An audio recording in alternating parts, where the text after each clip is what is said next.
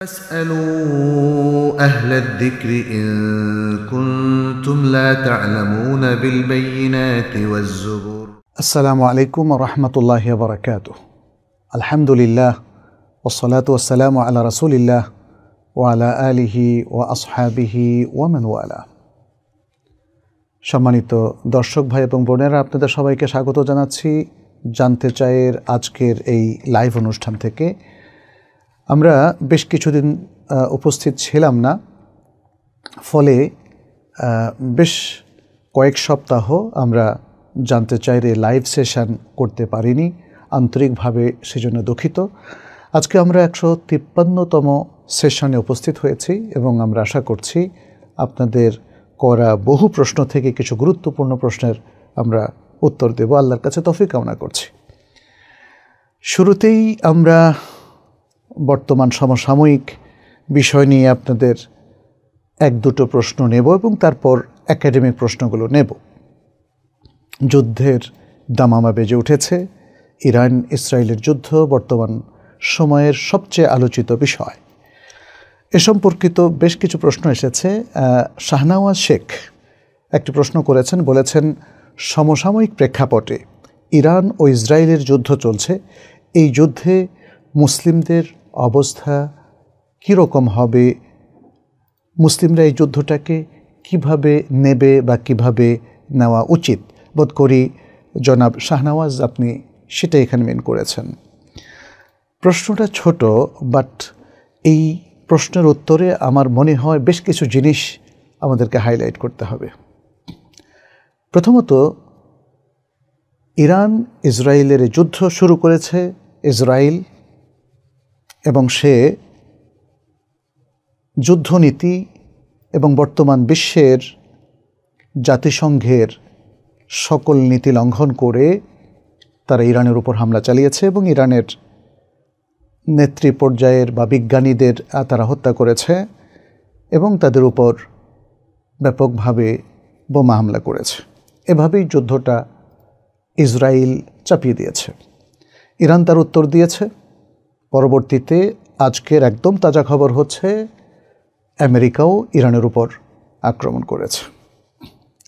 প্রথম কথা, এই যুদ্ধটা কি হক আর বাতিলের যুদ্ধ? এই যুদ্ধটা কি সকল মুসলিম এবং তার বিপরীত অমুসলিমদের যুদ্ধ? উত্তর হচ্ছে যে না, এই যুদ্ধটা এভাবে শুরু হয়নি। এর বিশাল একটা প্রেক্ষাপট আছে, কিন্তু যুদ্ধটা এভাবে শুরু হয়নি। বহু আগ থেকেই ইরান এবং ইসরায়েলের মধ্যে যুদ্ধের একটা অবস্থা ছিল এবং তারা একে অপরের শত্রু হিসাবে চিহ্নিত ছিল। আমাদের মধ্যে একটা জিনিস ভুল হয়ে যায়, যখন আমরা কোনো না কোনোভাবে পক্ষভুক্ত হই এবং তারপর এর সাথে আকীদা, ঈমান এসব কিছুকে জড়িয়ে ফেলি। যদিও একটু বিশ্লেষণ করলে আপনারা দেখবেন এটা আকীদার যুদ্ধ নয়, ঈমানের যুদ্ধও নয়। এটা হলো পৃথিবীর শাসকদের যুদ্ধ। এখানে একটা প্রতিপক্ষ হচ্ছে ইসরায়েল। সারা পৃথিবীকে অন্যায়ভাবে যারা শাসন করছে, আমি অন্যায়ভাবে বলছি এই জন্যে যে তারা সংখ্যায় খুব কম, কিন্তু সারা পৃথিবীর উপর তাদের দাপট তারা তৈরি করেছে নানাভাবে, নানা বাহানায়, নানা প্রোটোকলের মধ্য দিয়ে। এবং বর্তমান শতাব্দীর সবচেয়ে নৃশংস হামলাকারী হচ্ছে ইসরায়েল, যেটা আমরা প্রত্যক্ষ করলাম দীর্ঘদিন ধরে গাজায়। গাজাকে তারা প্রায় মাটির সাথে মিশিয়ে দিয়েছে। প্রতিদিন হাজার হাজার নিষ্পাপ মানুষকে তারা হত্যা করেছে। নারী, শিশু কিংবা হাসপাতালের আহতরাও তাদের এই করাল আক্রমণ থেকে রেহাই পায়নি। এ হলো ইসরায়েলের দানবীয় একটা রূপ। ইসরায়েল একে একে মধ্যপ্রাচ্যের আরও অন্যান্য রাষ্ট্রে কিংবা জায়গায় হামলা করবে, এতে আশ্চর্য হওয়ার কিছু নেই। ইসরায়েলের বিরুদ্ধে ইরান যুদ্ধ জড়ানোর কারণে তাদের যে আকীদাগত ত্রুটি আছে সেটা শুদ্ধ হয়ে গেছে, এটা বলার কোনো সুযোগ নেই। যদিও মুসলিমরা, সারা বিশ্বের সকল মুসলিম ইহুদিদেরকেই তাদের প্রধান শত্রু হিসাবে চিহ্নিত করে এবং শত্রুর পরাজয় মুসলিমদের কাছে কাম্য। কিন্তু আমরা ইরানের প্রেক্ষাপটটাও যদি দেখি, তাদের অতীত ইতিহাস, কিংবা অতি সম্প্রতি সিরিয়ায় তাদের আহলে সুন্নাহ ওয়াল জামাতের বিরুদ্ধে তাদের আগ্রাসন, সেটাও কিন্তু আরেকটা বিষয়। অর্থাৎ আপনি আমি কীভাবে এই যুদ্ধটাকে নেব, মানে এই জিনিসগুলো কিন্তু এই ব্যাকগ্রাউন্ডের সাথেও রিলেটেড। মোটা দাগে আমরা যেটা দেখতে পাচ্ছি আজকাল, আমাদের অনেকেই মানে কেউ বলছেন যে তিনি শিয়া হয়ে যাচ্ছেন, মানে আকিদাকে তারা এই জায়গাটা নিয়ে এসছেন, এবং অনেককে আমরা দেখি তারা আহলুস সুন্নাহ ওয়াল জামাতের প্রতি তারা হয়তো রেগে যাচ্ছেন, ফলে মানে নিজেকে নিজেই আরেকটা ক্ষতির মুখোমুখি করছেন। আমার কাছে মনে হয় এটা করাটা আমাদের জন্য বুদ্ধিমানের কাজ হবে না। এখানে যুদ্ধের যে বর্তমান অবস্থা সারা বিশ্বে, আমরা এখানে দেখতে পাচ্ছি অনেক খারাপ লোকও সে অনেক সময় মাজলুম হতে পারে, আকিদায় বিভ্রান্ত লোকও অনেক সময় মাজলুম হতে পারে। আবার অনেক সময় দেখা যাচ্ছে বিশ্বের মহলরা তার ম্যাক্সিমাম সময় তারা জালিমের ভূমিকায় তারা অবতীর্ণ হচ্ছে। আমরা ইতিমধ্যে আরও যুদ্ধ দেখেছি, ইউক্রেন এবং রাশিয়ার যুদ্ধ। আপনি কোন পক্ষ নেবেন, তাই না? সত্যিকার অর্থে যুদ্ধ আমাদের কাছে কাম্য নয়। যুদ্ধ মনুষ্য সমাজের শান্তিকে বিঘ্নিত করে। যুদ্ধ জুলুম, জেদ এবং সমাজে আরও হাজারো রকমের অমঙ্গল কাজগুলোকে যুদ্ধ একদম সামনে নিয়ে আসে। যুদ্ধের কারণে মানুষ বিশালভাবে ক্ষতিগ্রস্ত হয়, প্রিয়জনকে হারায়, বিকলাঙ্গ হয়, আহত হয়, সমাজ পঙ্গু হয়ে পড়ে, অর্থনীতি ধ্বংস হয়ে যায়। কিন্তু তারপরেও যুদ্ধ কিন্তু থেমে থাকেনি, থেমে থাকছে না। যুদ্ধের কিছু নীতিমালা আছে। আমরা দেখেছি নবী সাল্লাল্লাহু আলাইহি সাল্লাম সে সকল নীতিমালা তিনি কখনোই লঙ্ঘন করেননি, বরং সবসময় যুদ্ধের চমৎকার নীতিমালা তিনি নিজে অনুসরণ করেছেন আর মানুষকে অনুসরণ করতে বলেছেন। তিনি শিশুকে আঘাত করা নিষেধ করেছেন, নারীকে আঘাত করা নিষিদ্ধ করেছেন, বৃদ্ধকে আঘাত করা নিষিদ্ধ করেছেন, সিভিলিয়ানদের ঘর বাড়ি ধ্বংস করা, জ্বালিয়ে দেওয়া, পুড়িয়ে দেওয়া, কিংবা উদ্ভিদ জগৎ আবহাওয়া নষ্ট করা, এগুলোকে তিনি নিষেধ করে দিয়েছেন। কিন্তু আজকের যুদ্ধ কি সেগুলো মেনে চলছে, তাই না? তো সুতরাং এখানে আমরা বলবো যে ইরান এবং ইসরায়েলের যুদ্ধ নিয়ে আমাদের অবজার্ভ করার মতো অনেক বিষয় আছে। আমরা যদিও যারা দানবীয় কাণ্ড করছে তাদের ধ্বংস দেখার জন্য আমরা উন্মুখ, কিন্তু শেষ পর্যন্ত আল্লাহ কিভাবে এই মানব জাতিকে আরও পরীক্ষার মুখোমুখি করেন সেটা একটা দেখার বিষয়। আমরা পাশাপাশি আরও দেখছি যে মুসলিম দেশগুলো এর অনেকগুলোই নীরব ভূমিকা পালন করছে। কেউ কেউ কী ভূমিকা পালন করছেন এটা আমরা বুঝতে পারছি না। আমাদের কাছে টার্কির ভূমিকাটাও অস্পষ্ট। আমরা মধ্যপ্রাচ্যের আরও অনেকগুলো দেশকে কোনো বক্তব্য দিতে দেখছি না। আমরা যদিও অনেকগুলো দেশ, সৌদি আরব সহ, তারা জুলুমের বিরুদ্ধে অথবা চাপিয়ে দেওয়া যুদ্ধের বিরুদ্ধে তাদের মতামত ব্যক্ত করেছে। আমরা দেখেছি ইতিমধ্যে পাকিস্তানের সামরিক প্রধান তিনি আবার আমেরিকাতে গিয়ে এমন কিছু কথা বলেছেন যেটা হয়তো অনেক মুসলমানের কাছে এটা ভালো বোধ হচ্ছে না। তাহলে সাহার মধ্যে অর্থাৎ ময়দানে নানা রকম ভূমিকা মানুষের মধ্যে, নানা রকম কথাবার্তা, মুসলিম দেশগুলোর কার্যক্রম কিংবা তাদের পলিসি স্ট্র্যাটেজি অনেক ক্ষেত্রে স্পষ্ট না। এখানে আরেকটা জিনিসও আমাদের একটু মনে রাখতে হবে যে আসলে আমরা তাহলে এমন দিশেহারা টাইপের হলাম কেন? আমাদের ইন্ডিভিজুয়াল মুসলিমদের কথা বলেন, আমাদের জনগণের কথা বলেন, অথবা বিভিন্ন মুসলিম দেশের লোকদের কথা বলেন, মুসলিমদের কথা বলেন, শাসকদের কথা বলেন, মানে মুসলিমরা একটা উম্মাহ হওয়া সত্ত্বেও ঐক্যবদ্ধ কোনো প্ল্যাটফর্ম আমরা তাদেরকে পাচ্ছি না। আসলে এটাই চাচ্ছে পাশ্চাত্য জগৎ, এটাই চাচ্ছে ইহুদি এবং নাসারারা, এবং তারা এই জন্যই আমাদের শিক্ষা ব্যবস্থাকে তারা প্রভাবিত করেছে, আমাদের কৃষ্টি কালচারকে তারা তাদের হাতের মুঠোয় নিয়ে নিয়েছে, এবং তাদের যে কৃষ্টি কালচার, অবাধ যৌনাচার, সমকামিতা এবং তাদের যে night club culture, boyfriend girlfriend culture, এগুলো আমাদের বিভিন্ন মুসলিম সমাজের উপর চাপিয়ে দিয়েছে, যাতে করে আমরা আর ইসলামের উপরে ঐক্যবদ্ধ না থাকি, কোরআন সুন্নাহর উপর ঐক্যবদ্ধ না থাকি। ইতিমধ্যে মুসলিমদের মধ্যে অনেকগুলো গ্রুপ দেখেছেন, অনেক ধরনের আকীদা, প্রত্যেকেই নিজেকে জাস্টিফাই করে। যেমনটি আল্লাহ সুবহানাহু ওয়া তাআলা বলেছেন, কুল্লু হিজবিন বিমা লাদাইহিম ফারিহুন, কুল্লু হিজবিন বিমা লাদাইহিম ফারিহুন। প্রত্যেক হিজব, প্রত্যেক গোত্র, প্রত্যেক দল, তারা নিজেদের কাছে যা আছে সেটা নিয়ে তারা সন্তুষ্ট, নিজেকে জাস্টিফাই করে, নিজেকে ঠিক মনে করে আর অন্যদেরকে ভুল মনে করে। যাই হোক, যে কোনো একটা ইভেন্ট, যে কোনো একটা যুদ্ধ, যে কোনো একটা আক্রমণ, যে কোনো একটা লাগালাগি, মারামারি, এ সম্পর্কে মুসলিমদের খুব তাড়াহুড়ো করে কোনো একটা পক্ষভুক্ত হয়ে যাওয়াটা উচিত না।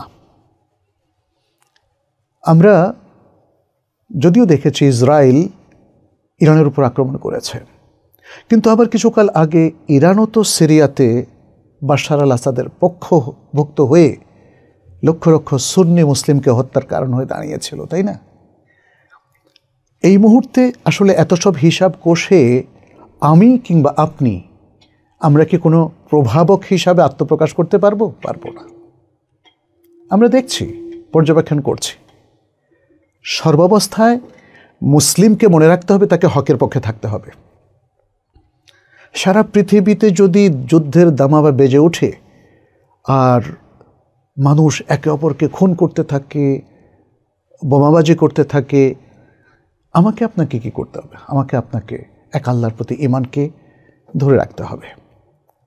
তৌহিদের প্রতি আমাদের যে শ্রদ্ধা, তৌহিদকে আঁকড়ে যে ধরার জরুরত, সেটা আমাদেরকে প্রতিপালন করতে হবে। আমাদেরকে মনে রাখতে হবে আমাদের প্রথম কাজ হচ্ছে নিজেকে, নিজের পরিবার পরিজনকে জাহান্নামের আগুন থেকে বাঁচানো। অহেতুক তর্কের মধ্যে জড়িয়ে এবং অহেতুক আলতু ফালতু কথাবার্তা বলে পক্ষভুক্ত হয়ে একদল আরেক দলকে গালিগালাজ করে এর মধ্যে কোনো কল্যাণ নাই।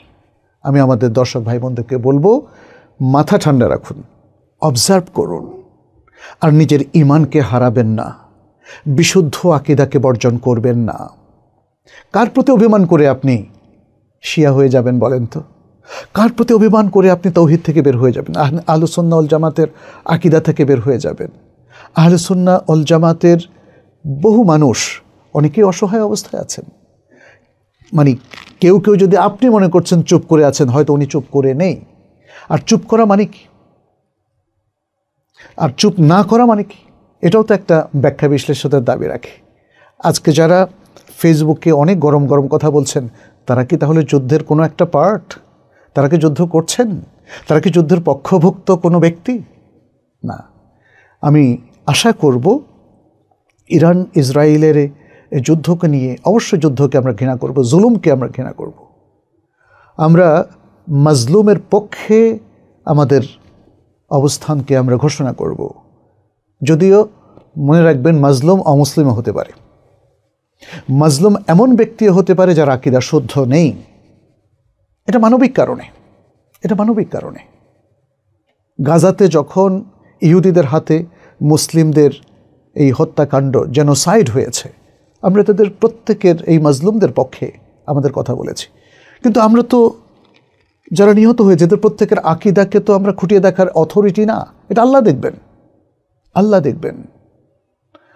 সুতরাং যে জিনিসটা আসলে আমাদের দেখার বিষয় নয়, সেটা নিয়ে আমরা অযথা ঝগড়া বাগবিতণ্ডা করে, পক্ষভুক্ত হয়ে, একে অপরকে তুচ্ছ তাচ্ছিল্য করে, আবার নিজেরা রাগ করে গিয়ে বিশুদ্ধ আকীদা, আহলুস সুন্নাহ ওয়াল জামাতের আকীদা এবং দল থেকে বের হয়ে গিয়ে আমাদের কোনো কল্যাণ নেই। আমাদের কল্যাণ হচ্ছে নিজের অবস্থানকে হকের উপর সুদৃঢ় রাখা এবং হকের পক্ষে যারা আছে পৃথিবীব্যাপী, তাদের পক্ষে নিজেদের অবস্থানকে দৃঢ়ভাবে ব্যক্ত করা। অনেক জায়গায় এরকম আছে যখন আমরা ঠিক বুঝতে পারি না কি করা উচিত, আমরা হুকুম দিতে পারি না, কারণ ওইটার পুরো তসবির, পুরো রূপরেখা আমাদের কাছে নাই। আরবিতে একটা কথা হচ্ছে, আল হুকমু আলা শাইইন ফারউন আন তাসাউরিহি। কোনো জিনিসকে ভালোভাবে বুঝলেই হুকুম দেওয়া যাবে, যদি ভালোভাবে বোঝা না যায় তাহলে কিসের ভিত্তিতে আপনি হুকুম দেবেন, কিসের ভিত্তিতে আপনি পলিসি মেক করবেন, কিসের ভিত্তিতে আপনি স্ট্র্যাটেজি তৈরি করবেন। সেজন্যই আমরা অনেক মুসলিম দেশগুলোকে কিংকর্তব্য বিমূঢ় হিসাবে দেখতে পাচ্ছি। যদিও মনে রাখবেন, উম্মাহ যদি তাদের আইডেন্টিটি এটাকে স্পষ্ট করে তুলতে না পারে, আমরা প্রত্যেক মুসলিম হককে যদি স্পষ্ট করে তুলতে না পারি, তাহলে হকের পক্ষে আমাদের অবস্থান দুরূহ হয়ে পড়বে। মনে রাখবেন, আমরা যদি নিজেদের মাথা ঠান্ডা রাখতে না পারি, আমরা যদি বুদ্ধিবৃত্তিক সিদ্ধান্ত গ্রহণ করতে না পারি, আমরা যদি কোরআন সুন্নাহর পক্ষে নিজেদেরকে সার্বক্ষণিকভাবে দাঁড় করাতে না পারি, তাহলে পৃথিবীতে যেখানে যাই ঘটুক না কেন আমাদের কোনো কল্যাণ হবে না।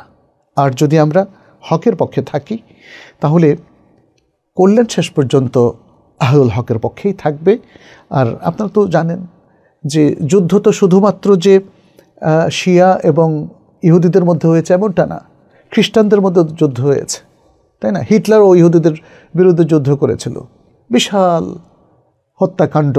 যুদ্ধ মানেই হচ্ছে হত্যার পর হত্যা। তো এই জিনিসগুলো মানবতার জন্য ভালো নয়। মানুষের উচিত হচ্ছে শান্তিপূর্ণভাবে সব কিছুর সমাধান, যেমনটি আমাদের রাসূল সাল্লাল্লাহু আলাইহি ওয়াসাল্লাম করেছিলেন। তাইফের ময়দানে কি ধৈর্য ধরেছেন তিনি আল্লাহ সাহায্য নিয়ে, ফেরেশতাদের সাহায্য নিয়ে সেখানে একটা বড় ইভেন্ট ঘটাতে পারতেন। কারণ ফেরেশতা এসে বলেছিলেন, এই জনপদের লোকেরা আপনাকে রক্তাক্ত করেছে, আপনি চাইলে আল্লাহ এখানে ভূমিকম্প দিতে পারেন, পাহাড়কে উল্টে দিতে পারেন। কিন্তু তিনি চেয়েছেন যে না, এরা যেন আল্লাহর পথে আসে। মক্কা বিজয়ের দিন আমরা দেখেছি সবাইকে ক্ষমা করে দিয়েছেন, অল্প কয়েকজন দুর্বৃত্ত ছাড়া। তাহলে এটা হলো ইসলামের বিউটিফুল অ্যাপ্রোচ। আজকের এই যুদ্ধ যখন বিরাজ করছে, আমরা চাইব পৃথিবীর মরলীপনা যারা করছেন, যারা সারা বিশ্বে যুদ্ধ ছড়িয়ে দিয়েছেন, মুসলিম জনপদগুলোকে যারা রক্তাক্ত করেছেন, আমরা তাদের পরাজয় চাইব। আমরা চাইব আল্লাহ যেন যে কোনোভাবেই হোক এদেরকে ধ্বংস করেন, আল্লাহ যেন মুসলিমদেরকে বিজয়ী করেন এবং মুসলিমদের মধ্যে যারা হকের অনুসারী, আল্লাহ যেন নেতৃত্বে তাদেরকে নিয়ে আসেন।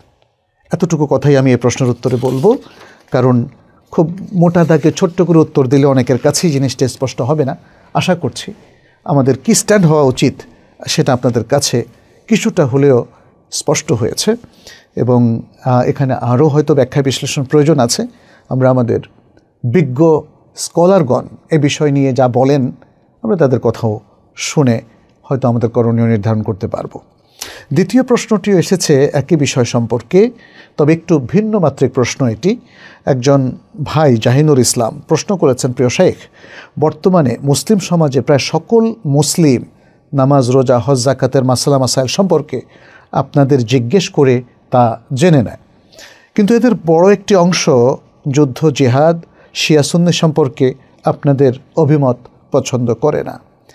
এমনও বলে কথিত সুন্নিরা তো আমেরিকার দালাল এবং শিয়ারা তো কাফেরদের বিরুদ্ধে যুদ্ধ করছে। এগুলোর বাস্তবতা কতটুকু এবং এ সকল বিষয়ে শরীয়তের হুকুম কি? বর্তমান প্রেক্ষাপটে আমাদের করণীয় কি? করণীয় নিয়ে ভাই জাহিনুর আমি কিছু কথা তো বলেছি, এবং আমি এটাও বলেছি এ সকল ইস্যুতে আসলে নিজেদেরকে জড়িয়ে পক্ষভুক্ত হওয়া এটা আমাদের জন্য উচিত নয়। এটা আমাদের জন্য উচিত নয়। আমাদের জন্য উচিত হবে যেমন আমরা যুদ্ধবিরোধী যারা জুলুম করে যারা যুদ্ধ চাপিয়ে দিয়েছেন, আমরা তাদেরকে সবচেয়ে বেশি ঘৃণা করি। আর কোনো অমুসলিম কিংবা আকিদাগতভাবে যারা বিভ্রান্তির মধ্যে আছে, যেমন শিয়া, তারা যদি কখনো মাজলুম হয়, আমরা মানবিক কারণে হয়তো তাদের মাজলুমের পক্ষে আমাদের সহানুভূতি প্রকাশ করব। কিন্তু আপনি কি আকিদাকে গ্রহণ করে ফেলবেন?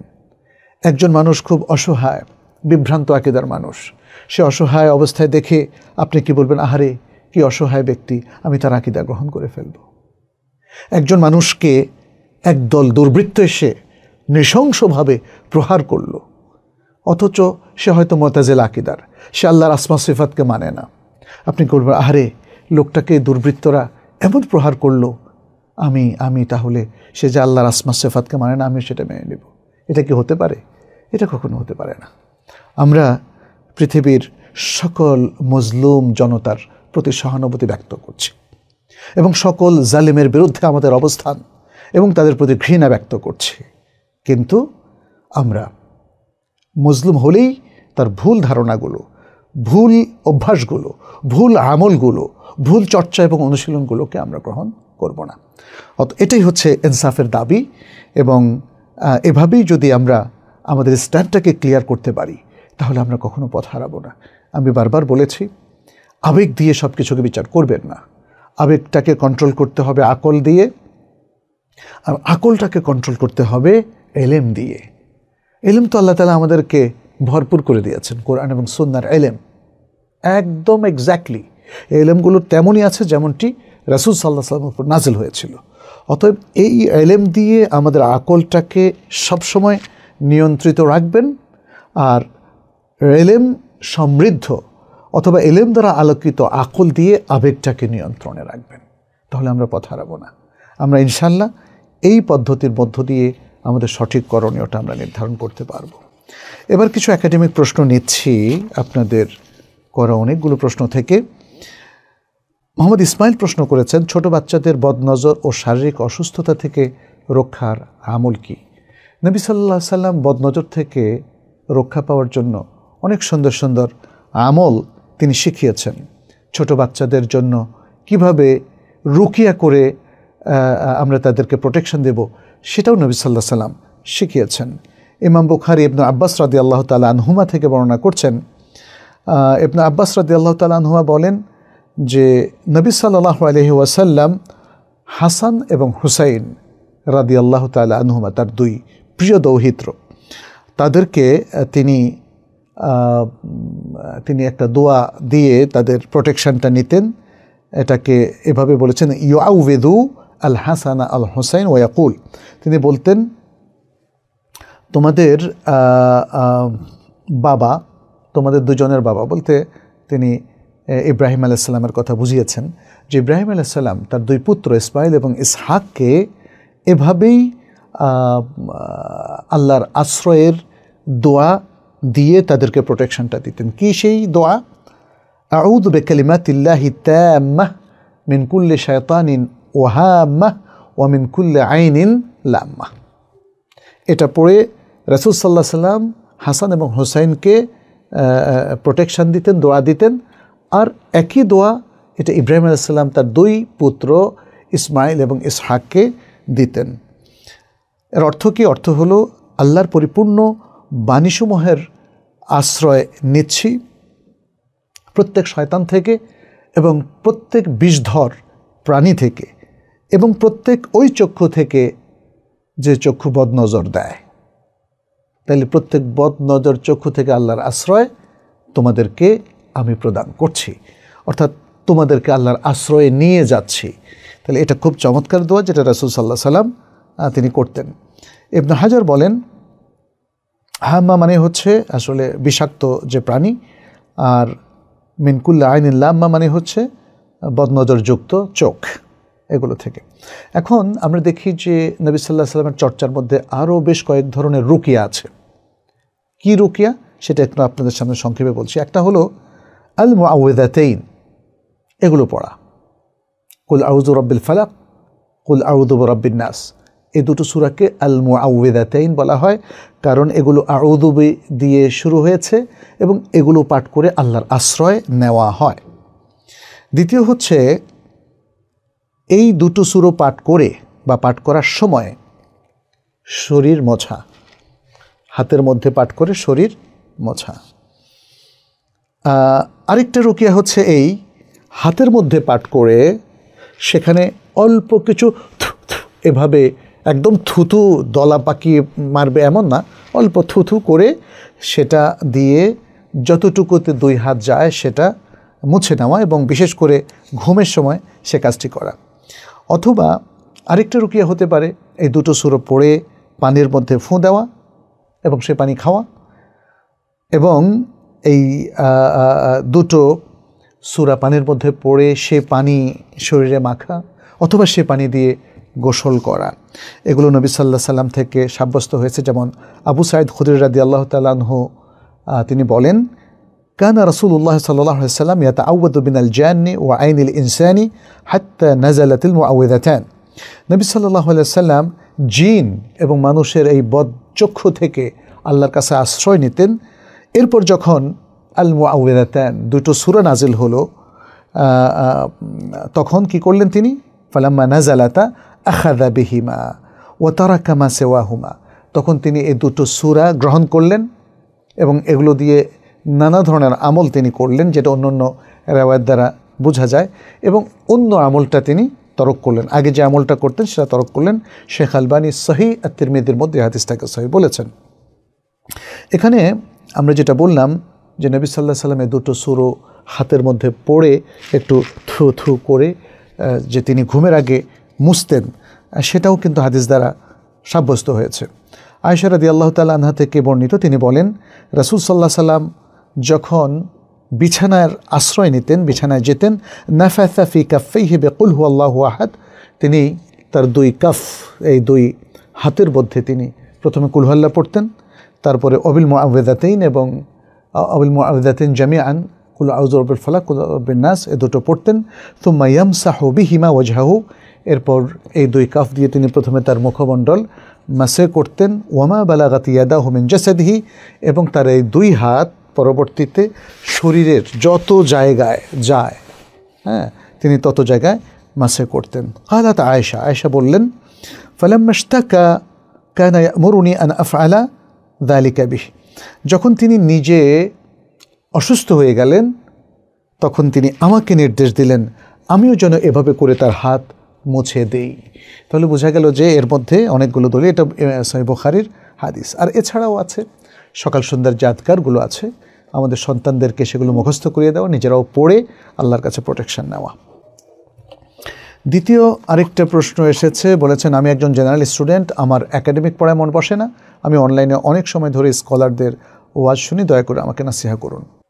একাডেমিক পড়ায় মন বসে না, এটা যেহেতু ছাত্র হিসাবে আপনি নিজেই বুঝতে পেরেছেন, তাহলে মন বসানোর মতো আপনাকে একটু মনোযোগ তৈরি করতে হবে। মনোযোগ, এখন দেখতে হবে যে মনোযোগটা কেন উঠে গেল আপনার, পড়ায় কেন মন বসে না? পড়াটা কি খুব কঠিন মনে হচ্ছে? তাহলে কেউ যে সহজ করে বুঝিয়ে দিলে কিন্তু দেখে মজা পেয়ে যাবেন। অনেক সময় অনেক পড়া বুঝে আসে না, তখন মন বসে না। আবার যখন একজন ভালো করে বুঝিয়ে দিল, দেখা যাচ্ছে যে মন বসে। অনেক সময় মন না বসার কারণ হচ্ছে সোশ্যাল নেটওয়ার্কে আমাদের আসক্তি। ফেসবুক, টুইটার কিংবা অ্যান্ড্রয়েড ফোন নিয়ে বসে থাকলাম, ইন্টারনেটে বসে থাকলাম, সোশ্যাল নেটওয়ার্কে বসে থাকলাম। এটা আমাদের মনোযোগ নষ্ট হওয়ার সবচেয়ে বড় কারণ এই যুগে, বিশেষ করে ছাত্রদের ক্ষেত্রে। অতএব আমাকে ডায়াগনোসিস করে দেখতে হবে যে কেন আমার মন বসে না। এবং প্রশ্নে অলরেডি আপনি বলেছেন অনলাইনে স্কলারদের ওয়াজ শুনেন, তার মানে হচ্ছে স্কলারদের ওয়াজ শুনে একটা অভ্যাস হয়ে গেছে আপনার। আপনি হয়তো অন্য আরও অনেক কিছু বলেন নাই, যে আরও কিছু দেখেন, এখানে রিল আছে, বাজে বাজে রিল আছে, অনেক কিছু আছে, নাটক আছে, এসব কিছুও ওয়াজের ফাঁকে ফাঁকে যারা অনলাইনে অনেক বেশি থাকে তারা দেখে, কিন্তু আমাদের কাছে সে রিপোর্ট আছে। অতএব এইটা কমিয়ে দিতে হবে। একজন স্টুডেন্টের জন্য পড়াটাই মেন, এবং সে তার ক্লাসগুলো ঠিকমতো করবে, সে তার ওস্তাদদের সাথে কানেক্টেড থাকবে। এবং মুসলিম স্টুডেন্টদেরকে আমি বলবো তারা যেন সাপ্তাহিক যে দার্সগুলো আমাদের শায়েখরা দিয়ে থাকেন, সে দার্সগুলোতে, সেটা অনলাইনে হোক আর অফলাইনে হোক, তাকে উপস্থিত থাকতে হবে। বিশেষ করে সামনাসামনি দার্স, টিচারদের থেকে একদম তালাক্কি আল মুবাশির, সরাসরি তালাক্কি অর্জন, এটা সবচেয়ে বেশি কাজে দেয়। তাদের কাছ থেকে কিছু নাসিহা নেওয়া, সরাসরি কোনো শায়েখের সাথে দেখা হলে, শায়েখ আমাকে কিছু নাসিহা করুন, আমার জন্য দোয়া করুন, যেন আমার মনোযোগ ফিরে আসে, যেন আমি পড়ালেখা করতে পারি। পড়ালেখার প্রতি একটা যে আগ্রহ, এটা সবসময় প্রকাশ করতে হবে এবং নিজের মধ্যে সেটাকে ধরে রাখতে হবে। তারপরে বই পড়ার অভ্যাস করতে হবে। অনেক সময় দেখা যায় যে পড়তে ভালো লাগে না, কিন্তু এই চ্যালেঞ্জটা নিতে হবে যে না, পড়ার অভ্যাসটা আমি গড়ে তুলব।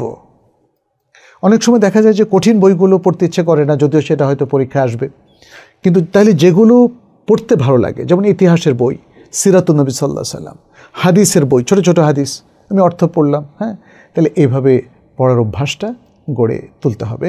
এবং পড়া থেকে যেই জিনিসগুলো আমাদেরকে অমনোযোগী করে তোলে সেগুলো থেকে আমাদেরকে বিরত থাকতে হবে। আমার মনে হয় তাহলেই হয়তো আমাদের স্টুডেন্টরা পড়ার প্রতি মনোযোগী হতে পারবে ইনশাআল্লাহ। আর আরেকটা জিনিস, সেটা হচ্ছে নিজেকে একজন ভালো মুসলিম হিসাবে গড়ে তোলার তাগিদ, কোরআন সুন্নাহ বুঝার তাগিদ এবং মুসলিম উম্মার কল্যাণ সাধনের জন্যে নিজেকে প্রস্তুত করার তাগিদ এটা থাকতে হবে। আখিরাতে আল্লাহর কাছে নাজাত পাওয়া, সালভেশন পাওয়ার তাগিদ, এই জিনিসটা থাকতে হবে। আমরা যারা বাবা মা এবং আমরা যারা শিক্ষক, তারা যদি আমাদের শিক্ষার্থীদের অন্তরে বা সন্তানদের অন্তরে এই তাগিদটা তৈরি করতে পারি তাহলে যথেষ্ট, সন্তানরা নিজে নিজে অনেক ভালো হয়ে যাবে। বাট এই তাগিদটা তৈরি না করে যদি আমি তাকে প্রহার করি, তাকে ভয় দেখাই এবং তাকে বলি না তোমাকে পড়তেই হবে, তখন সেটা খুব বেশি কাজে নাও দিতে পারে। হাবিবুল্লাহ ভারত থেকে প্রশ্ন পাঠিয়েছেন, বলেছেন 1.5 বছরের 2টি সন্তান হওয়ায় অনেক সমস্যার কারণে সন্তান 2-4 বছর না নেওয়ার জন্য ঔষধ বড়ি ব্যবহার করার বিধান জানতে চাই। প্রথমত বলবো যে কয়েকটা বিষয়। কেউ যদি সন্তান বন্ধ করেন এই জন্যে যে সন্তানের রুটি রোজগার আমি কোত্থেকে দিব, আমার তো দারিদ্রতা আছে, তাহলে তার সন্তান বন্ধ করা সাময়িক হোক আর স্থায়ীভাবে হোক, দুটোই নিষিদ্ধ। দ্বিতীয়ত, সন্তান নেওয়ার যে শক্তি আল্লাহ দিয়েছেন সেটাকে স্থায়ীভাবে বন্ধ করা পুরুষ বা মহিলার ক্ষেত্রে এটাও নিষিদ্ধ। তৃতীয়ত, সন্তান পছন্দ করি না, ভালো লাগে না, একটা সন্তানই যথেষ্ট, যেটা আমরা দেখি পাশ্চাত্য দেশের স্লোগান, সেই স্লোগান দ্বারা প্রভাবিত হয়ে সন্তান বন্ধ করা, এটাও শরিয়াসম্মত নয়। কিন্তু এই কারণগুলো যদি না থাকে, রিজেকের ভয় যদি না থাকে, পাশ্চাত্যের স্লোগানে প্রভাবিত হওয়ার বিষয়টা যদি না থাকে, বা স্থায়ীভাবে সন্তান উৎপাদনের শক্তিকে নষ্ট করার ইচ্ছা যদি না থাকে, তাহলে সাময়িক বিরতিকরণ এটা জায়েজ আছে। সন্তান নেওয়ার ক্ষেত্রে সাময়িক বিরতিকরণ এটা জায়েজ আছে। কিভাবে? আপনি আজলের মাধ্যমে নিতে পারেন। আজল হচ্ছে কোনো ধরনের ঔষধ, পথ্য, কন্ডম এগুলো ব্যবহার না করে জাস্ট যেই সময়ে মেয়েদের ডিম্বাণু বের হয়ে আসে এবং যখন কনসিভ হওয়ার সম্ভাবনা থাকে, এর একটা হিসাব আছে, যে কোনো দক্ষ এবং নলেজেবল দম্পতি সেগুলো জানেন, তো সেই হিসাবটা আপনারা ফলো করতে পারেন। সাহাবায়ে কেরাম থেকে হাদিস দ্বারা সাব্যস্ত তারা আজল করতেন এবং এটা রাসূল সাল্লাল্লাহু আলাইহি ওয়াসাল্লাম নিষেধ করেন নাই। দ্বিতীয় হচ্ছে, তারা যদি কোনো মিনস ইউজ করতে চান তাহলে তার জন্য কিছু শর্ত আছে। আপনি যেটা বললেন, ঔষধ, বড়ি কিংবা আরও কোনো জিনিস তিনি ব্যবহার করতে পারেন কিনা, এর ব্যবহারের বিধানটা কি। এখানে বেশ কয়েকটা শর্তে এই জিনিসগুলো ব্যবহার করে সাময়িক জন্ম বিরতিকরণ করতে পারেন। এটাও ইখতিলাফি বিষয়, অনেকে বলেন যে একদমই পারবেন না, বাট বিষয়টা আমাদের গবেষণায় সঠিক নয়। জন্ম বিরতিকরণ জায়েজ আছে, তবে শর্ত সাপেক্ষে। এর আগের বিশ্লেষণ তো আপনারা শুনেছেন। প্রথম শর্তটা হচ্ছে, জন্ম বিরতিকরণ এটা আপনার জন্য প্রয়োজন। মায়েদের স্বাস্থ্যে কুলাচ্ছে না আবার কনসিভ করা, এবং প্রতিবার সন্তান গর্ভে আসলে মা দারুণ অসুস্থ হয়ে যান এবং তার বাঁচা মরার প্রশ্ন দেখা দেয়। মানে এখানে যে কোনো একটা বাঁচা মরার প্রশ্ন দেখা দেয়, অথবা তিনি খুব মানসিকভাবে অবসন্ন হয়ে পড়েন, শারীরিকভাবে বিধ্বস্ত হয়ে পড়েন। এরকম কারণে তারা 2 বছর, 3 বছর, 4 বছর পরপর তারা সন্তান নিতে চান, যাতে মা যথেষ্ট শক্তিশালী হতে পারেন, মানসিক এবং শারীরিক সক্ষমতা তিনি যাতে অর্জন করতে পারেন। তাহলে এরকম একটা কারণ যদি তার থাকে, তার জন্য জায়েজ। দ্বিতীয় শর্তটা হচ্ছে যে তিনি জন্মবিরতিকরণের মধ্য দিয়ে আসলে কন্টিনিউয়াসলি মানে জন্মবিরতিকরণ করে যাবেন এই ইচ্ছা পোষণ করেন না। এখন স্থায়ী বন্ধ্যাকরণ হোক অথবা কন্টিনিউয়াসলি বছরের পর বছর 10-20 বছর ধরে তিনি জন্ম বিরতির যে পিল সেগুলো ব্যবহার করবেন, এইটা তার ইচ্ছা হতে পারবে না বা এই পদ্ধতি তিনি ফলো করতে পারবেন না। তৃতীয় যে শর্ত সেটি হচ্ছে স্বামী স্ত্রী উভয়েই কিন্তু একমত হতে হবে যে তারা জন্মবিরতিকরণ করবেন। স্ত্রী সন্তান চাচ্ছে বাট স্বামী চাচ্ছে না, এটা হবে না। অথবা স্বামী চাচ্ছে স্ত্রী চাচ্ছে না, এটা হবে না। দুজনকে মিলে সাময়িক বিরতিকরণের উপর পর্যালোচনা করে তাদের একমত হতে হবে। এবং চতুর্থ শর্ত হচ্ছে যে এই বিরতিকরণের জন্যে স্বামী বা স্ত্রী যে মিন্সগুলো ব্যবহার করবেন এটা তাদের কোনো একজন অথবা উভয়ের জন্য ক্ষতিকারক হবে না, কেননা নবী সাল্লাল্লাহু আলাইহি ওয়াসাল্লাম বলেছেন লা দারারা ওয়ালা দিরার, ক্ষতি নিজেরও করা যাবে না, অন্যেরও করা যাবে না। এই হাদিসটা বর্ণনা করেছেন ইমাম আহমদ, ইবনে মাজাহ এবং আরও অনেকে, আর শেখ আলবানী এটাকে সহিহ বলে উল্লেখ করেছেন।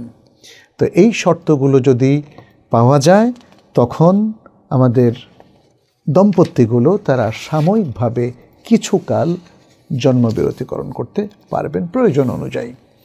কতদিন সেটা, এটা কিন্তু মেনশন করা নেই।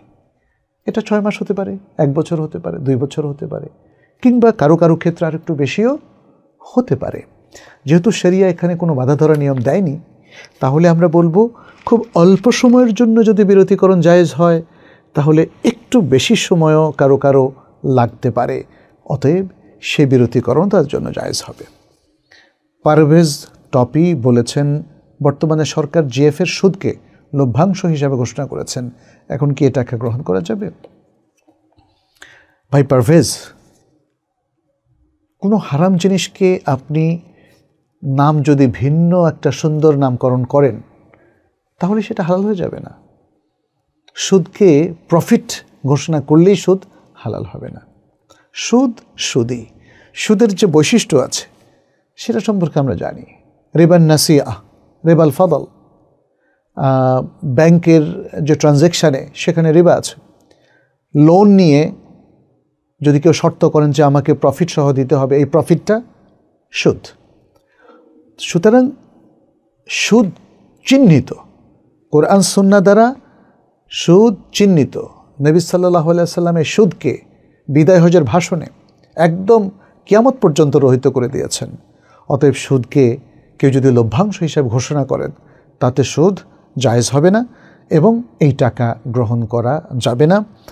যদি জিএফ ফান্ড হোক অথবা আপনার কোনো ব্যাংকিং ট্রানজ্যাকশানের মধ্যে হোক, সুদ যদি আপনার অ্যাকাউন্টে চলে আসে, এটা আপনার মালিকানায় চলে এসেছে, এটাকে আপনি আর কাউকে ফেরত দিলে মানে সেটা আপনি তাকে দিয়ে দিতে পারেন, কিন্তু আসলে মালিক হয়ে গেছেন আপনি প্রচলিত সমাজ ব্যবস্থায়। তো কারো মালিকানায় যদি কোনো হারাম জিনিস চলে আসে তখন তাকে সেটা সওয়াবের নিয়ত ছাড়া জনকল্যাণে ব্যয় করে দিতে হয়, আপনিও সেটাই করবেন। আলী আলম তিনি বলেছেন কোনো সুদী ব্যাংকের এটিএম বুথে সিকিউরিটি গার্ড হিসাবে চাকরি করা যাবে কি? আচ্ছা, বিসিএস শিক্ষা ক্যাডারে হিসাব বিজ্ঞান চাকরি শরিয়ার দৃষ্টিতে কোনো সমস্যা আছে কি না? যদি সুদের অঙ্ক করানোর সময় শিক্ষার্থীদের সুদের ভয়াবহ শাস্তি সম্পর্কে অবহিত করা হয়। সুদী ব্যাংকের যে কোনো চাকরিতে কিছু তো অবজেকশন আছেই, যদিও আপনার চাকরিটা হচ্ছে পাহারা দেওয়া, কারো চাকরি হচ্ছে ড্রাইভিং করা, বাট প্রতিষ্ঠানটা মেইন কাজটা যদি হয়ে যায় মানে শরিয়া বিরোধী কার্যক্রম যেমন সুদ, তখন সেটাও যে কোনো চাকরিটা শরিয়া সম্মত হবে না। প্রমাণ দেয় আরেকটা, যেমন ধরুন চোরাচালানি একটা গ্রুপ, রাষ্ট্র চোরাচালানির সাথে যারা জড়িত, ধরেন কেউ ড্রাইভ করছে, কেউ চোরাচালানির কাজটাকে পাহারা দিচ্ছে, কেউ রান্না করছে, বুয়া চোরাচালানিদের রান্না করে খাওয়াচ্ছে, কেউ তাদের বাজার করছে। আপনি বলুন তো, এরা কি চোরাচালানিদের সহযোগী হিসেবে গণ্য হবে না? তাই না? অথবা চোর একটা বা একটা মলম পার্টি ধরেন, এই মলম পার্টির সাথে যেই জড়িত থাকে প্রত্যেকে আইনের দৃষ্টিতে কনভিক্টেড হবেন।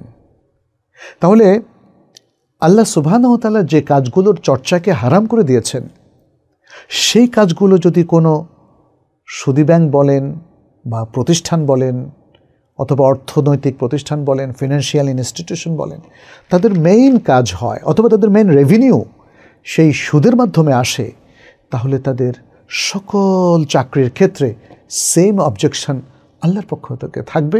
ঠিক যেমনিভাবে আমরা অপরাধী চক্রের সাথে দূরবর্তীভাবেও যারা জড়িত তাদের সবাইকে আইনের দৃষ্টিতে কনভিক্টেড করা হয়, কারণ তারা আইন মনে করে যেহেতু কাজটা নিষিদ্ধ, কাজটা অপরাধমূলক, অতএব এর সাথে দূরতম সম্পর্কও রাখা যাবে না। আল্লাহর দৃষ্টিতেও যে কাজটা হারাম তার সাথেও কোনো না কোনোভাবে সম্পর্ক রাখাটা মুসলিমদের জন্য সমীচীন হবে না। আমি আশা করি আপনি বুঝতে পেরেছেন। তবে শিক্ষক হিসাবে যদি কেউ ঐকিক নিয়ম পড়াতে গিয়ে সুদ কষা শেখান, তাহলে তার জন্য কি সেটা পাপ হবে? অঙ্ক শেখানো পাপ নয়, মনে রাখবেন, অঙ্ক শেখানো পাপ নয়, ঐকিক নিয়ম শেখানো পাপ নয়। এটা হচ্ছে আমাদের শিক্ষা ব্যবস্থা আমাদের এতটাই পৌঁছে গেছে এবং পাশ্চাত্যকরণ কিংবা অমুসলিমদের ধ্যান ধারণা সুদকে এত বেশি অ্যাকসেপ্ট করেছে যে আমাদের অ্যাকাউন্টিং কিংবা ম্যাথের মধ্যে তারা সুদ কষা নিয়ে এসেছে, তারা আরও এরকম আরও অনেকগুলো জিনিস যেটা ইসলাম হারাম করেছে সেগুলো নিয়ে এসেছে। তারা কিন্তু মিরাজ বন্টনের যে ভগ্নাংশ সেটা তারা করছে না। তারা জাকাত অ্যাকাউন্টিংটাও করতে পারতো, জাকাতের হিসাব নিকাশটাও কিন্তু অনেক অঙ্ক এবং ম্যাথমেটিকের প্রয়োজন হয়, তাই না? তারা জাকাত অ্যাকাউন্টিংটা নিয়ে আসতে পারতো, সাকসেশনের হিসাব নিকাশটা নিয়ে আসতে পারতো, মুনাসাখা নিয়ে আসতে পারতো, যেগুলোর মধ্য দিয়ে আমাদের মুসলিম শিশুরা কিশোররা তারা অঙ্ক শিখত। আর অঙ্কের মধ্যে সুদ কষা ছাড়া অধিকাংশই তো জায়েজ। হ্যাঁ, তারপরে এই যেমন বীজগণিতের যে সূত্রগুলো, তারপরে এই যে জ্যামিতির যে ত্রিভুজ গুলো কিংবা আরও অন্যান্য যে কোয়েশনগুলো আছে, তারপর ম্যাথমেটিক্যাল যে ক্যালকুলেশনগুলো আছে, তাই না?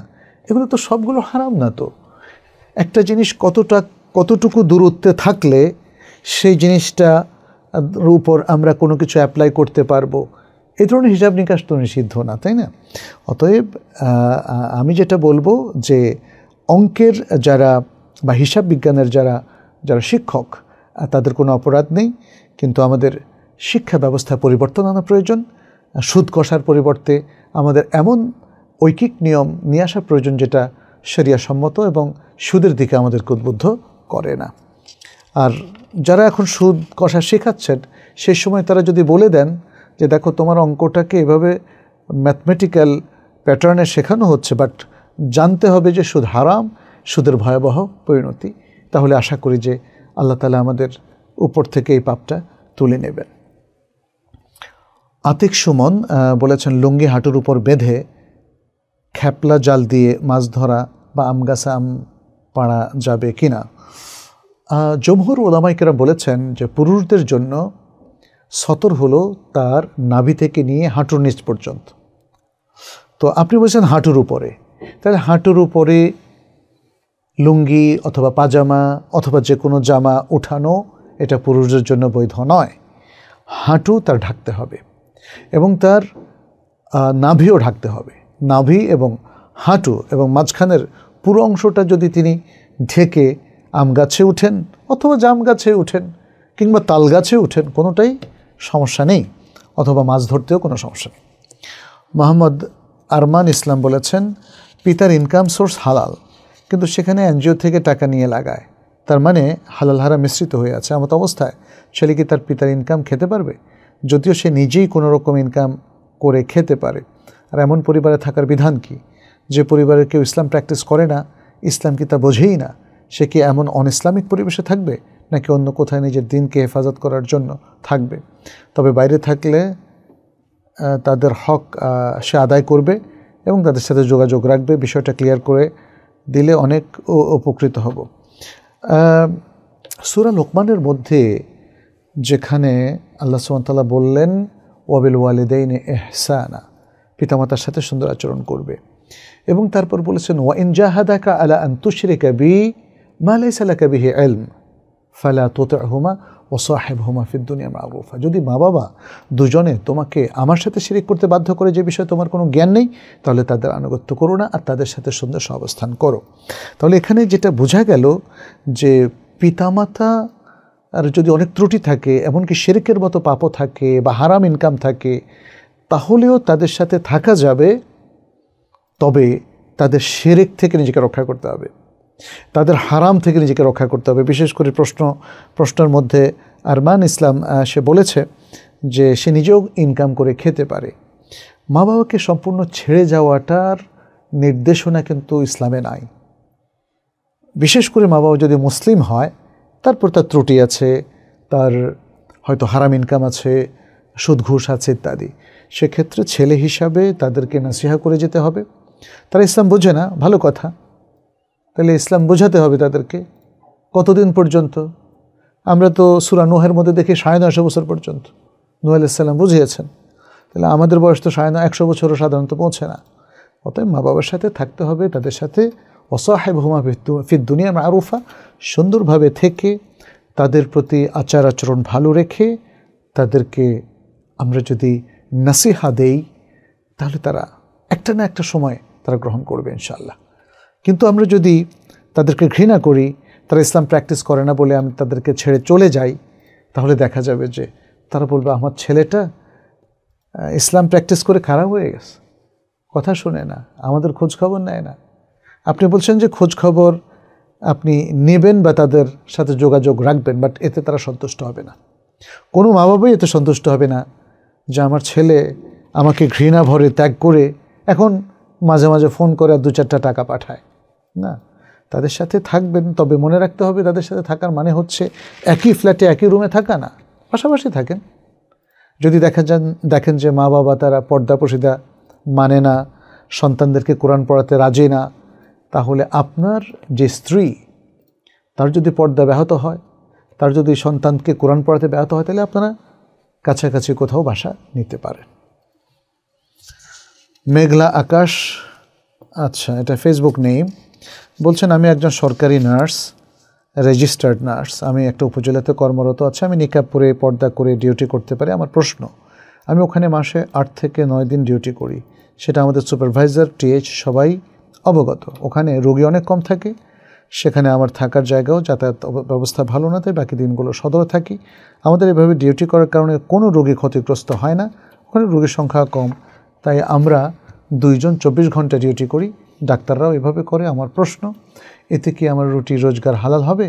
আবার ডিভিশন যাতে জানতে না পারে, তাই যে 2 জন থাকি তারা সবার ফিঙ্গারগুলো দিয়ে দেই, ডাক্তারদের বেলাও একই, জাযাকাল্লাহু খাইরান। এখানে একটা কথা আপনি বলেছেন, ডিভিশন যাতে জানতে না পারে, তার মানে আপনি কিছু লুকাচ্ছেন, কর্মে ফাঁকি দেওয়া হচ্ছে। প্রথম কথা হচ্ছে যে আল মুসলিমুনা আলা শুরুতিহিম, নবী সাল্লাল্লাহু আলাইহি ওয়াসাল্লাম থেকে বিখ্যাত একটা হাদিস, মুসলিমরা তাদের টার্মস অ্যান্ড কন্ডিশনস, শর্ত শারাইতগুলো তাকে পূরণ করতে হবে। আপনার চাকরির শর্তটা কি? আপনার অ্যাপয়েন্টমেন্ট লেটারে কী লেখা আছে? আপনার কেপিআইটা কি? কি পারফরমেন্স ইন্ডিকেটর, এগুলো আপনাকে রক্ষা করতে হবে।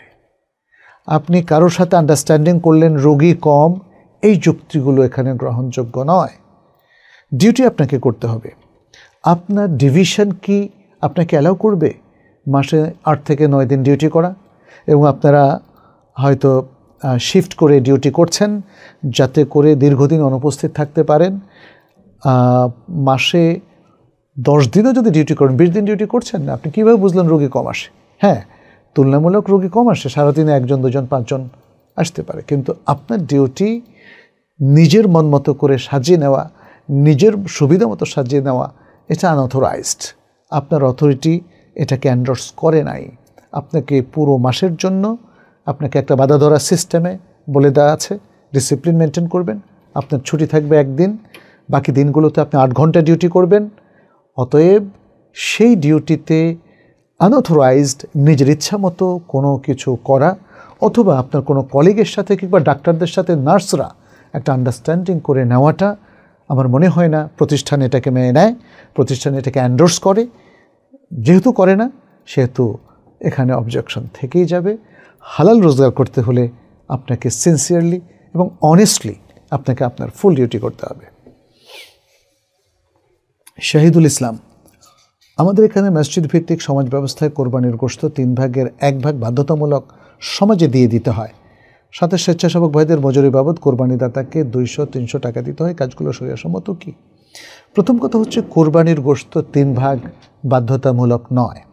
কোনো ব্যক্তি কোরবানির গোশত তিনি যদি খেয়ে ফেলেন, খেতে পারেন।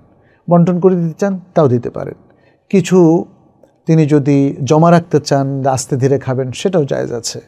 নবী সাল্লাল্লাহু আলাইহি ওয়াসাল্লাম তিনি বলছেন, কুনতুম নাহাইতুকুম আন ইদখার লুহুমুল আযাহি, আমি তোমাদেরকে ঈদুল আজহার কুরবানির গোশ জমিয়ে রাখতে নিষেধ করেছিলাম। আলা ফাদ্দাখিরুহা, এখন তোমরা সেটাকে ইদ্দেখার করতে পারো। 3 দিনের বেশি ইদ্দেখার করতে তিনি নিষেধ করেছিলেন। পরে তিনি বলছেন যে এখন তোমরা এটাকে ইদ্দেখার করতে পারো, জমিয়ে রাখতে পারো, ফ্রিজে রেখে খেতে পারো, অথবা শুকায়া রেখে খেতে পারো। আগে তো ফ্রিজ ছিল না। নবী সাল্লাল্লাহু আলাইহি ওয়াসাল্লাম বলেছেন, ফাকুলু ওয়াদ্দাখিরু ওয়া তাসাদ্দাকু, তোমরা নিজেরা খাও, কিছু রেখে দাও, আর সদকা করো। তাইলে এটা বুখারী মুসলিমের হাদিস। তাহলে এখানে দুটো জিনিস, নিজে খাওয়া, সাদাকা করা। সাদাকা কাদেরকে করবে?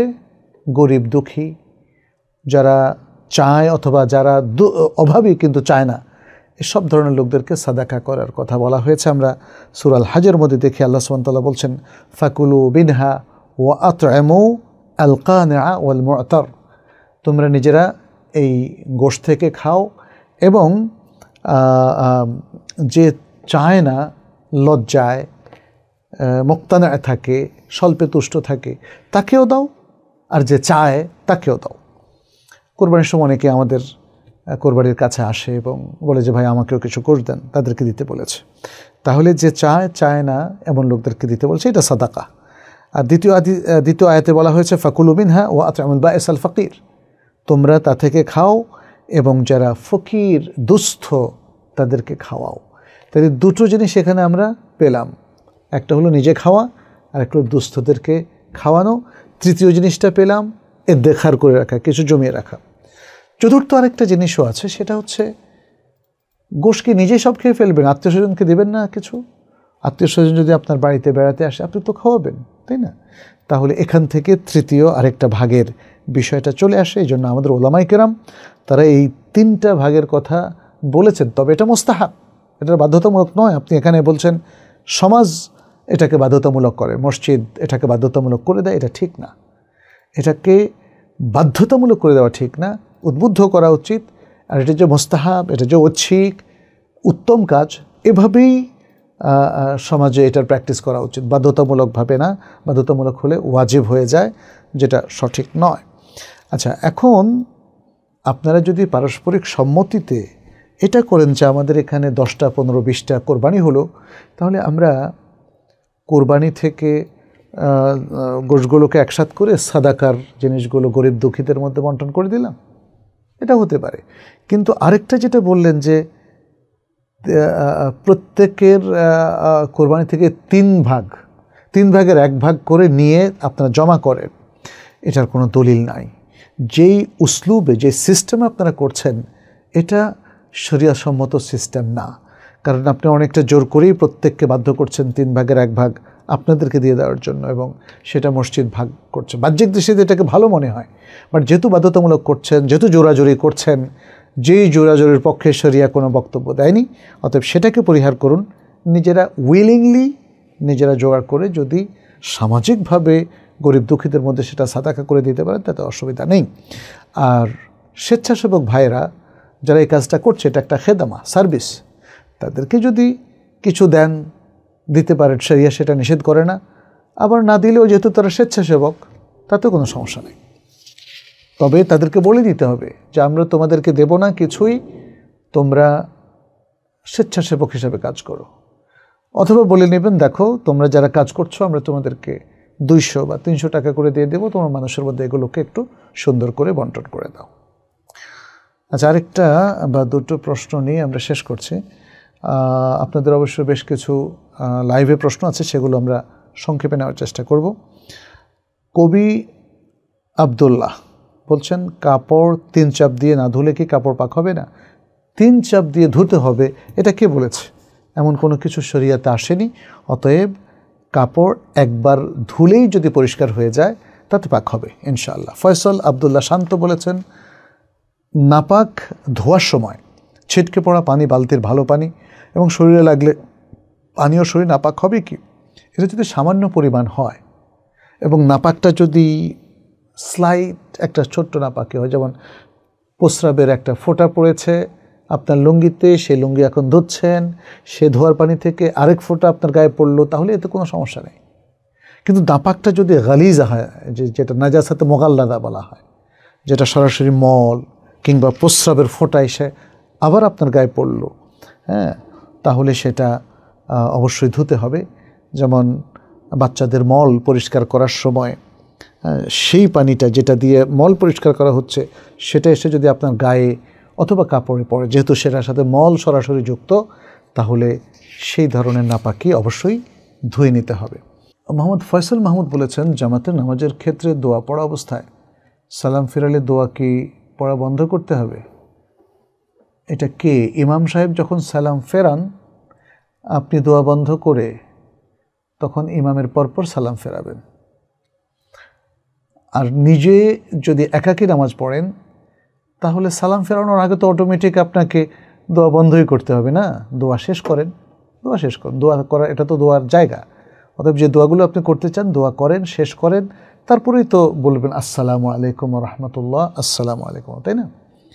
দ্বিতীয় প্রশ্ন করেছেন, জামাতে নামাজের ক্ষেত্রে সূরা ফাতিহা শেষ না হলে কি নামাজ বাতিল হয়ে যাবে? ইমাম সাহেব আগে ভাগেই শেষ করে ফেলে সূরা ফাতিহা করণীয় কি? এটাও আপনি জামাতে নামাজের ক্ষেত্রেই বলেছেন। সূরা ফাতিহা যদি আপনি শেষ করতে পারলেন না, অথচ ইমাম শেষ করে ফেলেছে, তিনি রুকুতে গেলেন, আপনি কি করবেন? আপনি রুকুতে যাবেন। যদিও শেষ করতে না পারেন কোনো সমস্যা নেই, আপনার সালাত হবে। ওলামায়ে কেরাম এটাই বলেছেন, কারণ অনেক সময় আপনি হয়তো খুব তোতলায়া পড়েন, ধীরে ধীরে পড়েন, ইমাম হয়তো সুন্দর করে পড়ে ফেলেছে। এই অবস্থায় অনেক মুসল্লি মনে করে যে ইমাম খুব তাড়াতাড়ি পড়ে ফেলে। আপনার যে একটু তোতলামি আছে অথবা আপনি যে খুব আস্তে পড়েন সেটা কিন্তু আপনি ভুলে যান। সবসময় ইমাম সাহেবকে দোষ দিয়েন না, এটা আমাদের একটু মনে রাখতে হবে। যাই হোক, এখন আপনি যেমন ইহদিনাস সিরাতাল মুস্তাকিম পর্যন্ত পড়লেন, ইমাম তখনই রুকুতে গেলে আপনি ইচ্ছা করলে তখন রুকুতে যেতে পারেন, কোনো সমস্যা নেই।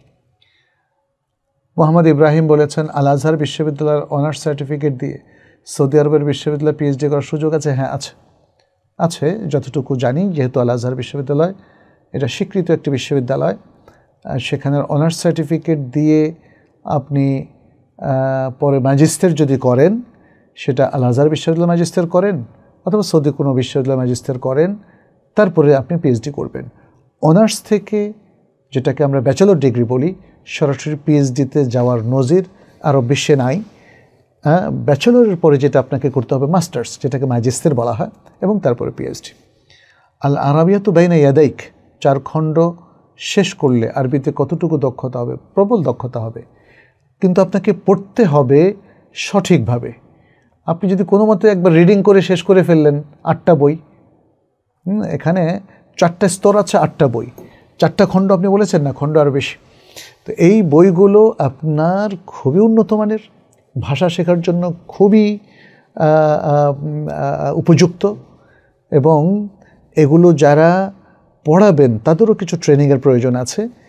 এমত অবস্থায় আমরা আশা করি যে আরবিতে ভালো দক্ষতা হবে।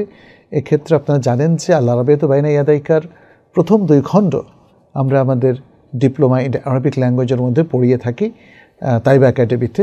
আপনারা তাইবা একাডেমিতেও এনরোল করতে পারেন। সেক্ষেত্রে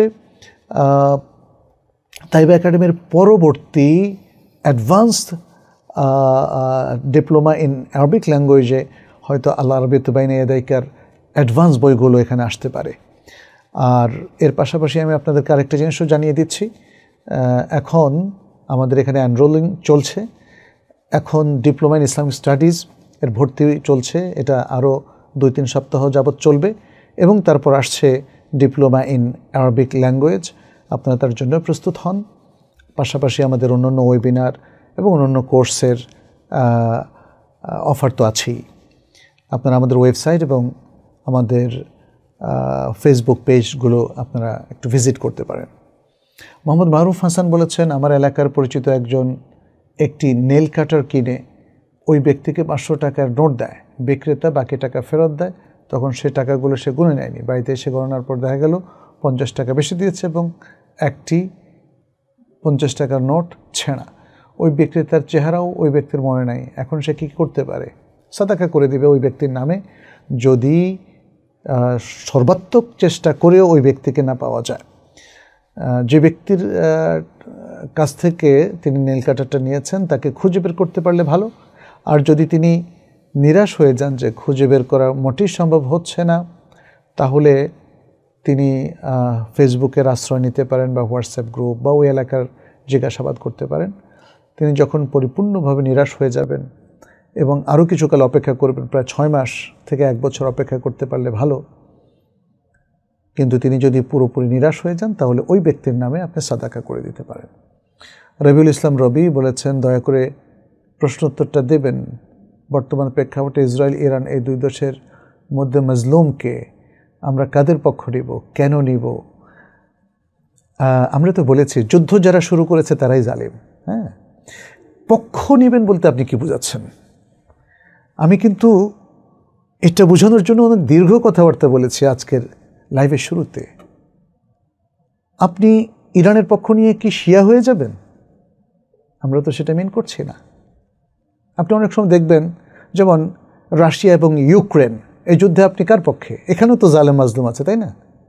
তাহলে কি আপনি কোনো এক পক্ষ গিয়ে, রাশিয়া যেমন সেখানে তারা সাধারণত নাস্তিক্যবাদকে প্রাধান্য দেয়, আপনি কি নাস্তিক হবেন রাশিয়ার পক্ষে যদি যান?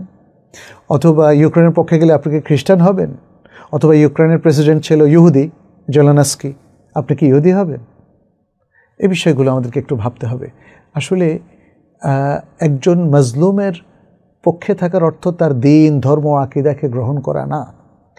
তারপরেও এখানে দেখার বিষয় আছে, যে লোকটা গতকাল ছিল জালিম, আজকে সে মাজলুম, আপনার এখানে কি করণীয় আছে? তাই না? আমরা জানি যে ইরান বাশার আল আসাদের সাথে মিলে সিরিয়ায় আহলুসুন্নাত লাখ লাখ আহলুসুন্নাত জামাতকে হত্যা করেছে। পৃথিবীটা এখন খুবই কঠিন, জটিল হয়ে পড়েছে। মানুষের ক্যারেক্টারও খুব জটিল। একজন মানুষ চুরি করে এনে দেখেন গরিবদেরকে বিলিয়ে দিচ্ছে, এটাকে আপনি কি বলবেন? আপনি কি আইন নিজের হাতে তুলে নিতে পারেন সমাজে? যে একজন মানুষ আরেকজনকে মারতেছে দেখে আপনি তাকে খুন করে ফেললেন, তাই না? বিষয়গুলো খুবই জটিল। আমাদের মাথা গরম করা যাবে না, চিন্তা ভাবনা করতে হবে। মোটা দাগে জালেম আর মাজলুম মানে চিহ্নিত করে আপনি একদম মাজলুমের পক্ষে কাত হয়ে গেলেন, নো। আমাদেরকে অনেক বিশ্লেষণের মধ্য দিয়ে যেতে হবে, অনেক চোখ কান নাক খোলা রাখতে হবে, বিচক্ষণ হতে হবে, এবং আমার মুসলিম হিসাবে যে আইডেন্টিটি সেটাকে ঠিক রাখতে হবে, হকের পক্ষে থাকতে হবে। আর পৃথিবীর যে কোনো জুলুমের বিরুদ্ধে আমাকে দাঁড়াতে হবে, এটাও ঠিক। অতএব এই সব কিছুকে আসলে সামাল দেওয়া, আমি যেটা দেখতে পাচ্ছি আজকাল অনেক আমাদের মুসলিম ভাই বোনদের পক্ষে সম্ভব হচ্ছে না। তারা অনেকেই আবেগ দ্বারা তাড়িত হচ্ছেন। বারবার বলেছি, আবেগ দ্বারা তাড়িত হবেন না, ভুল করবেন না, এবং নিজের, এখন তো শেষ জামানা, তাই না? আখিরুজ্জামান, এখন অনেক ফিতনা আসবে, আপনাকে আমাকে মুহূর্তেই বিভ্রান্ত করে ফেলবে। বিভ্রান্ত হবেন না প্লিজ, বিভ্রান্ত হবেন না। যুদ্ধ আপনি বাজান নাই, তাই না? যিনি প্রশ্নটা করেছেন আমাদের কি ভাই যেন, রবিউল ইসলাম রবি, যুদ্ধ তো আপনি বাঁধিয়ে দেন নাই, আপনি যুদ্ধ বন্ধও করতে পারবেন না, তাই না?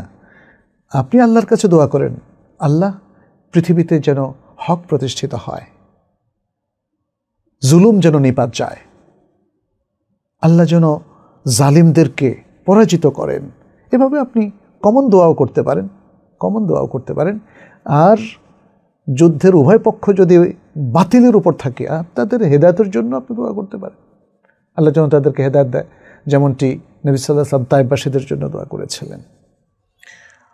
মমিনুর রহমান আব্দুল মমিন, মেয়েদের কি পরিমাণ পড়াশোনা করা উচিত? পুরুষ যে পরিমাণ পড়াশোনা করবে মেয়েরাও সেই পরিমাণ পড়াশোনা করবে, তবে মেয়েদের যে বৈশিষ্ট্য আল কোরআন আর সুন্নাহ উল্লেখ করেছে তার সাথে সংঘর্ষ বাঁধিয়ে মেয়েদের ক্যারিয়ার তৈরি করা যাবে না, তাই না? এটা মনে রাখতে হবে। মেয়েদের পড়াশোনা করতে ইসলাম নিষেধ করে নাই। মেয়েরা ডাক্তারও হতে পারে, মেয়েরা পিএইচডিও করতে পারে। আমরা সৌদি আরবের বিশ্ববিদ্যালয়গুলোতে দেখছি মেয়েরা যে শুধু পিএইচডি করছে তা না, তারা তাফসিরের উপর পিএইচডি করছে, হাদিসের উপর পিএইচডি করছে, ফেকাতে পিএইচডি করছে, উসুলে ফেকাতে পিএইচডি করছে। তাহলে মেয়েদের ইসলামী শরিয়ার উপরেও সর্বোচ্চ ডিগ্রি নিতেও অসুবিধা নেই। আবার ফিজিক্স, কেমিস্ট্রি, তারপরে মেডিকেল সায়েন্স এগুলো পড়তেও কোনো অসুবিধা নাই। কিন্তু কো এডুকেশনটা ইসলাম সমর্থন করে না। মেয়েরা ছেলেরা একই কর্মক্ষেত্রে কাজ করবে, এটাকে ইসলাম সমর্থন করে না।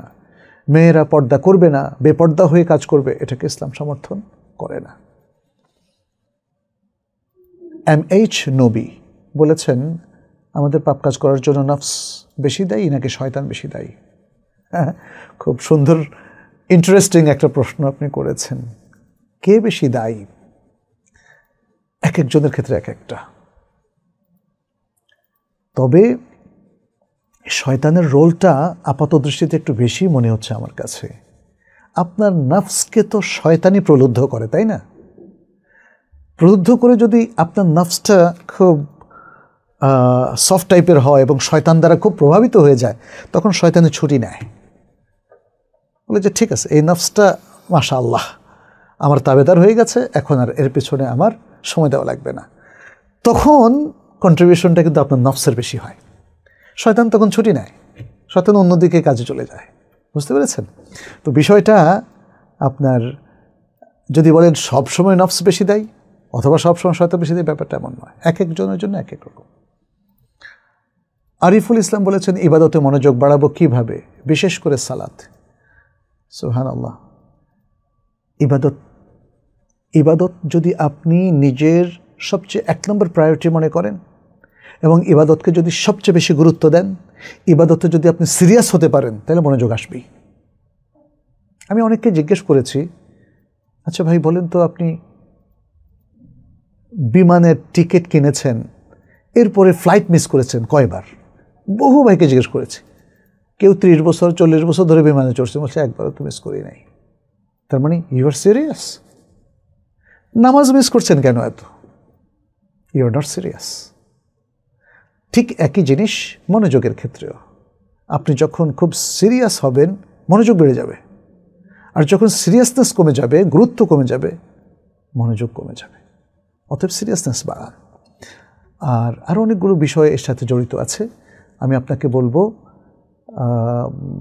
islamkio.info-তে একটা বই আছে, খুশু এবং খুদু মনোসংযোগ সালাতে বাড়ানোর জন্য উনি 33টা পদ্ধতি রেকমেন্ড করেছেন, সে বইটা পড়ে দিতে পারেন। হুমায়রা রহমান বলেছেন, অজু করার সময় কি কানে ও নাকে ফুল থাকলে সেটাতে পানি না দিলে অজু হবে? অজু করার সময়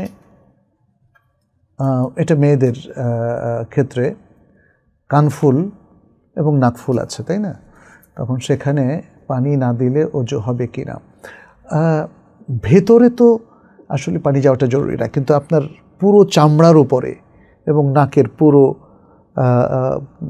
মানে এই যে চামড়া, আবার আমরা তো জানি নাকের ভেতরে পানি দেওয়ার বিষয় আছে, সে জায়গাগুলো আপনাকে ভিজাতে হবে, সেখানে পানি যেতে হবে। যদি বাহ্যিক কোনো একটা অংশ পানি ছাড়া থাকে তাহলে তো আপনার অজু হবে না। অতএব সেটা নিশ্চিত করতে হবে। আমাদের কাছে অনেক প্রশ্ন এসছে, আমি আসলে সংক্ষেপ করে শেষ করতে চাচ্ছি। মামুনুর শামীম তিনি বলছেন, আলহামদুলিল্লাহ, watching from London. Brother Mamun, আপনাকে ধন্যবাদ, আপনি এত দূর থেকে আমাদের দেখছেন। অবশ্য অনলাইন এখন দূর আর কাছে সবই সমান। বারাকাল্লাহ ফিক। এসকে খাতুন বলেছেন, সন্তানকে কি স্কুল দেওয়া ঠিক হবে নাকি মাদ্রাসা? আশেপাশে মাদ্রাসা নাই, সেক্ষেত্রে প্রাইভেট স্কুলগুলোতে দেওয়া যাবে। আমরা প্রথমেই বলবো যে সব সন্তান, মুসলিমদের সব সন্তান মাদ্রাসায় পড়বে, অন্তত ক্লাস 5 পর্যন্ত। সে কোরআন শিখবে, হাদিস শিখবে, কোরআন শুদ্ধ করে পড়বে, কয়েক পারা মুখস্থ করবে, কিছু হাদিস মুখস্থ করবে, ইসলামী আকীদাটা সে ভালো করে রপ্ত করবে, এরপরে দুনিয়ার জ্ঞানের দিকে সে যাবে যদি যেতে চায়।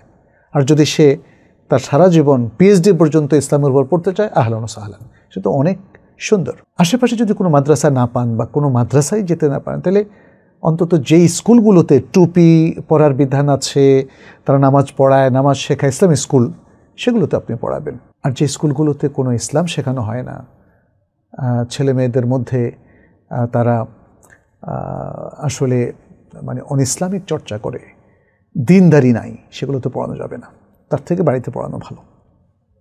তবে এখন তো প্রত্যেকটা এলাকা বাংলাদেশে আসলে বাড়িতে পড়ানোর জন্য আমরা উদ্বুদ্ধ করছি না, যদিও হোম স্কুলিং আপনারা জানেন সারা বিশ্বে এটা খুব জনপ্রিয়তা লাভ করছে। আমরা যদি কথা বলতাম আগে, তাহলে অনেক মানুষ বলতো দেখেন এরা আসলে বাচ্চাদের প্রাতিষ্ঠানিক শিক্ষা থেকে দূরে রাখছে। কিন্তু আপনি জানেন যে আমেরিকাতে, নর্থ আমেরিকাতে, ইউরোপে এখন হোম স্কুলিং খুবই পপুলার একটা এডুকেশন পদ্ধতি, হ্যাঁ, নানা কারণে। সুতরাং আমি বলবো এমন প্রতিষ্ঠানে দেওয়াটা আমাদের সন্তানদেরকে, বিশেষ করে মেয়ে সন্তানদেরকে দেওয়াটা ঠিক হবে না, যেখানে গেলে তারা খারাপ হয়ে যায়, বদাখলাক শিখে। কারণ ইসলাম মেয়েদের প্রোটেকশনটা বেশি, ছেলেদের প্রোটেকশনও প্রয়োজন, বাট মেয়েদের প্রোটেকশনটা বেশি। মেয়েদেরকে এই জন্য ইসলামের শত্রুরা নষ্ট করে দিতে চায়, তাদেরকে নষ্ট করার মধ্য দিয়ে ইসলামিক মানে উম্মাকে নষ্ট করা যায়, সন্তানকে নষ্ট করা যায়, পরিবারকে নষ্ট করা যায়। অতএব আমরা বলবো যে আপনারা এই বিষয়গুলো খেয়াল রাখবেন। তো আপনাদের আরও অনেকগুলো প্রশ্ন ছিল, আমরা আজকে আর সময়ের কারণে নিতে পারলাম না। আল্লাহর কাছে দোয়া করি তিনি আমাদেরকে দ্বীনের সঠিক সমঝ দান করুন, ইনসাফ কায়েম করার তৌফিক দান করুন। আমরা যেন জাস্ট ইনসাফ ভিত্তিক সঠিক কথাটা বলি, যেমনটি আল্লাহ সুবহানাহু ওয়া তাআলা বলছেন, ইয়া আইয়ুহাল্লাযীনা আমানুত্তাকুল্লাহা ওয়া কুলু কাওলান সাদীদা। সঠিক কথাটা যেন আমরা বলতে পারি, আমরা যেন কখনোই অন্যায়ের পক্ষে অবস্থান গ্রহণ না করি এবং অন্যায় কথা না বলি। আল্লাহ আমাদেরকে হেদায়েত করুন, হেদায়েতের উপর রাখুন, কোরআন সুন্নাহর উপর রাখুন। এই দোয়া রেখে আজকের মতো এখানে শেষ করছি। হাদা সাল্লাল্লাহু ওয়াসাল্লাম আলা নবিয়িনা মুহাম্মদ ওয়া আলা আলিহি ওয়া আসহাবিহি আজমাইন। আসসালামু আলাইকুম ওয়া রাহমাতুল্লাহি ওয়া বারাকাতুহু।